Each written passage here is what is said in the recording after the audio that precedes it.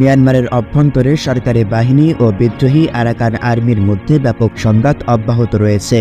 তবে সীমান্তের বান্দরবন এলাকায় গোলাগুলির শব্দ কমে এসেছে। 2 দিন ধরে লায়নছড়ি তুমরু ঘুমতুম সীমান্ত শান্ত থাকায় আতঙ্ক কমেছে স্থানীয়দের মধ্যে। ফলে ঘরে ফিরেছেন আশ্রয় কেন্দ্রে থাকা লোকজন। যদিও বৃহস্পতিবার 8 ফেব্রুয়ারি সকালে ঘুমতুম মধ্যমপাড়া এলাকা থেকে অবিস্ফোরিত অবস্থায় একটি মর্টার শেল উদ্ধার করেছে বিজিবি।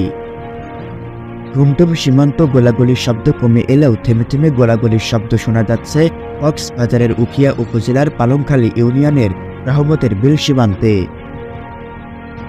অন্যদিকে বান্দরবনের ঘুমতুমে আশ্রয় নেওয়া 101 জন বিজিবি সদস্যকে টেকনাফের নীলা উচ্চ বিদ্যালয়ে স্থানান্তরিত করা হয়েছে। বিকালে ঘুমতুম ইউনিয়নের তুমরু সরকারি প্রাথমিক বিদ্যালয় থেকে তাদের নিয়ে যাওয়া হয়। এদিকে মিয়ানমারের অভ্যন্তরে চলমান সংঘর্ষের অনেক অপরাধী পালিয়ে রোহিঙ্গা ক্যাম্পে আশ্রয় নিচ্ছেন বলে জানিয়েছেন স্থানীয়রা। পালংখালী ইউনিয়ন পরিষদের ইউপি চেয়ারম্যান এম গফরউদ্দিন চৌধুরী গণমাধ্যমকে বলেন, 10 থেকে 12টা গুলির শব্দ ও 2 থেকে 3টি মর্টার শেলের আওয়াজ শোনা গেছে। এতে নতুন করে কিছুটা আতঙ্ক দেখা দিয়েছে।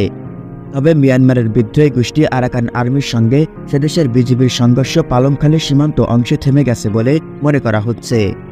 অন্যদিকে বান্দরবনের লায়নছড়ি উপজেলার উত্তর ঘুমতুম সরকারি প্রাথমিক বিদ্যালয় আশ্রয় কেন্দ্রে আর কেউ নেই বলে জানা গেছে।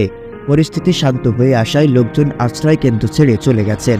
লায়নছড়ি উপজেলার ধুমরু ঘুমতুম সীমান্ত ঘেঁষা ঘুমতুম ইউনিয়নের 1, 2 ও 3 নম্বর ওয়ার্ডের লোকজন সরিয়ে নেই বান্দরবন জেলা প্রশাসন।